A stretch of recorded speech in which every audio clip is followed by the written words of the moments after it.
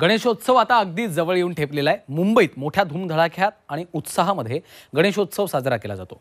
सार्वजनिक गणेशोत्सव मंडळ ही मुंबईची खास ओळख आहे। गणेशोत्सवासाठी आता मोठमोठ्या सार्वजनिक गणेशोत्सव मंडळांचे गणपती मंडपात दाखल व्हायला देखील सुरुवात झाली आहे। काळा चौकीचा महागणपती अशी ख्याती असलेलं मंडळ म्हणजेच काळा चौकी सार्वजनिक उत्सव मंडळ। काळा चौकीच्या महागणपतीचं आगमन ढोल ताशांच्या गजरात आणि भक्तिमय वातावरणात करण्यात आलं। दक्षिण मुंबईतील काळा चौकीचा महागणपती गणेशोत्सव दरवर्षी धूमधडाक्यात साजरा केला जातो। यावर्षी देखील उत्सवाची जोरदार तयारी करण्यात आली आहे। काळा चौकीच्या महागणपतीची स्थापना 1956 रोजी करण्यात आली आहे। यंदाचं हे 69वं वर्ष आहे।